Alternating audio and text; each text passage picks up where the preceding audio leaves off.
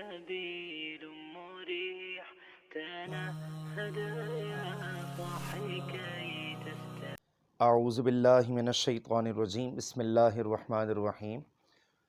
ناظرین، اس امت کے اندر بہت بڑے ایک عالم فاضل اور صوفی بزرگ گزرے ہیں، حضرت مولانا روم رحمۃ اللہ تعالی علیہ۔ انہوں نے اپنی کتاب کے اندر ایک فرضی حکایت کو نقل کیا۔ وہ فرماتے ہیں کہ ایک بادشاہ تھا، بہت بڑی سلطنت کا بادشاہ اور بہت بڑی اسٹیٹ کا وہ بادشاہ تھا۔ تو جب اس کا آخری وقت آنے لگا اور جب اسے یہ یقین ہو گیا کہ بھئی اب میرے بچنے کے چانسز نہیں ہیں، تو اس نے پوری اسٹیٹ کے اندر اور پوری ریاست کے اندر ایک اناؤنسمنٹ کروایا کہ جو بھی بادشاہ سلامت کے مرنے کے بعد اس کی قبر میں اگر ایک رات گزار لے گا تو کل صبح اس کو پوری بادشاہ سلطنت کا بادشاہ بنا دیا جائے۔ اچھا، یہ کہتے ہیں خوشخبری تو بڑی زبردست تھی، اناؤنسمنٹ بڑا زبردست تھا، لیکن جو کنڈیشن اور جو شرائط وغیرہ رکھی گئی تھی وہ بہت زیادہ ڈینجر سچویشن کی تھی۔ یقیناً ناظرین، کوئی بھی شخص کسی کے ساتھ بھی قبر کے اندر ایک رات اسپینڈ کرنا نہیں چاہے گا، بھلے دنیا کا جتنا بڑا انعام و اکرام دینے کا وعدہ کیوں نہ کیا جائے۔ تو ایک اس ریاست کے اندر ایک گدھا گاڑی چلانے والا شخص تھا۔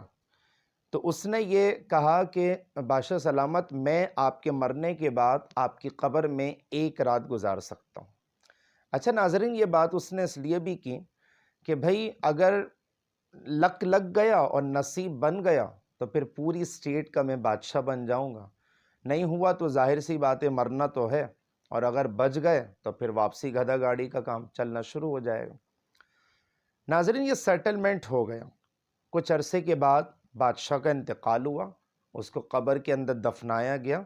اور اس قبر کے اندر اس گدھا گاڑی چلانے والے شخص کو بھی بند کر کے سلپ لگا کے مٹی ڈال دیا۔ اب جب وہ قبر میں لیٹا تو مولانا روم رحمۃ اللہ تعالی علیہ فرماتے ہیں کہ جیسی وہ قبر میں لیٹا تو کچھ فرشتے آ گئے۔ تو فرشتوں نے آپس میں کہا کہ بادشاہ کا جو حساب ہے، بادشاہ کا جو اکاؤنٹیبلٹی کا جو پروسیس ہے وہ بہت زیادہ لانگ ٹرم کا ہے، لیکن اس کے پاس چونکہ گدھا گاڑی ہے لہٰذا اس کا حساب پہلے لے لیتا۔ ناظرین، وہ شخص کہنے لگا کہ فرشتوں، میرے پاس کل کائنات تو بس ایک گدھا ہے اور اس کی گاڑی، بس میں اسی طریقے سے اپنی ارننگ کرتا ہوں اور یہی میری ریسورسز کا ایک ذریعہ ہے۔ اس کے علاوہ نہ میرے پاس کوئی جائیداد ہے، نہ میرے پاس وراثت ہے، نہ بینک بیلنس، کچھ بھی نہیں۔ تو ناظرین، فرشتوں نے کہا کہ اچھا اگر یہ بات ہے تو گدھا گاڑی سے ہی ہم حساب کتاب کر لیتے ہیں، اس حوالے سے گدھے سے۔ فرشتوں نے کہا کہ دیکھو، ایک مرتبہ تمہارا گدھا بیمار تھا اور تم نے جبراً اس کے اوپر مشقت والا کام کروایا، حالانکہ وہ گدھا بہت زیادہ بیمار تھا۔ تو ایک فرشتے نے دوسرے فرشتے سے کہا کہ اس کو 100 کوڑے لگاؤ کیونکہ یہ اس نے غلط کام کیا، گناہ کا کام کیا۔ اچھا، پھر اس کا نامۂ اعمال جب ناظرین چیک کرنے لگے تو مولانا روم رحمۃ اللہ تعالی علیہ لکھتے ہیں کہ ایک فرشتے نے کہا کہ بھئی ایک مرتبہ اس نے اپنے گدھے کے اوپر اس کی کیپیسٹی سے زیادہ ایکسٹرا آرڈنری برڈن بوجھ لاد دیا تھا، تو یہ بھی غلط کام ہے، یہ بھی گناہ کا کام ہے۔ اس فرشتے نے دوسرے فرشتے سے کہا کہ اس کے اوپر بھی، اس سزا جرم کے اوپر بھی جو ہے اس کو 100 کوڑوں کی سزا سنائی جائے، 100 کوڑے مار دیا۔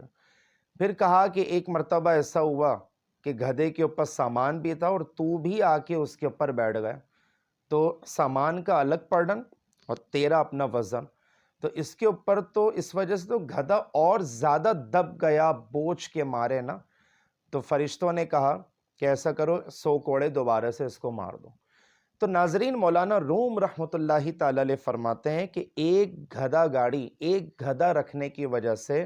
وہ ساری رات جو ہے نا وہ پٹتا رہا کسی نہ کسی وجہ کی وجہ سے۔ اب صبح جب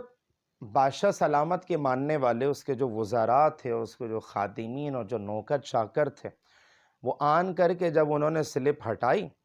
تو وہ جو گدھا گاڑی چلانے والا شخص تھا جو ساری رات پٹتا رہا، وہ فوراً یہ کہتے ہوئے بھاگ گیا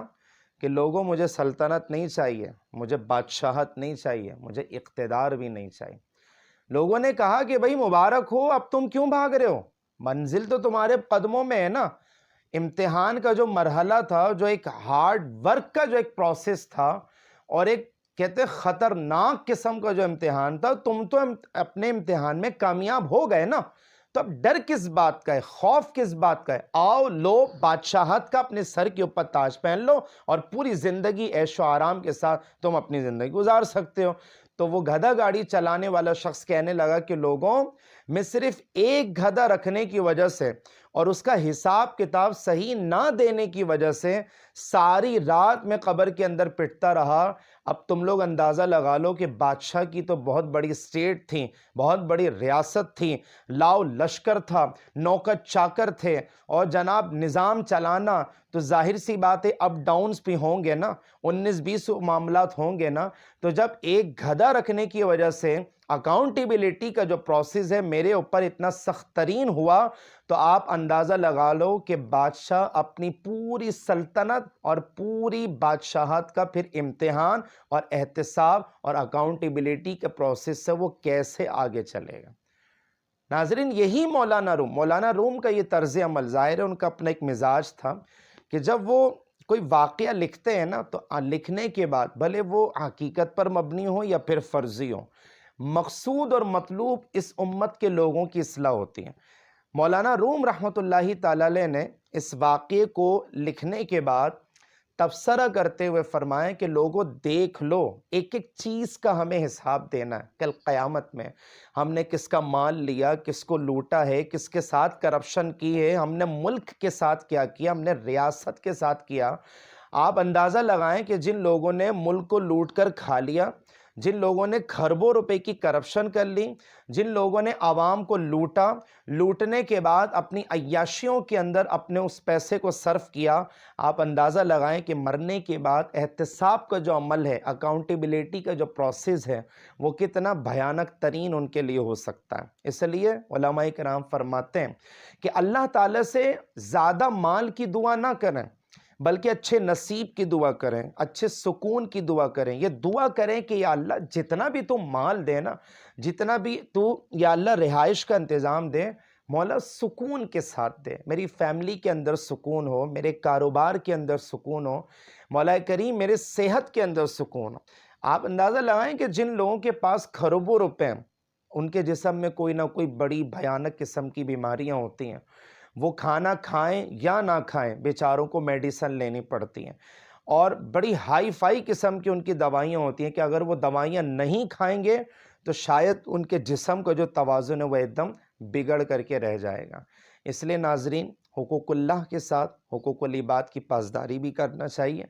کیونکہ علماء کرام نے واضح طور پہ یہ کتابوں میں بھی لکھا ہے کہ اللہ تبارک و تعالیٰ اپنے حقوق معاف کر دیتا ہے مگر اپنے بندوں کی حقوق معاف نہیں کرتا۔ 1 روپیہ بھی اگر کسی کا کرپشن کے ذریعے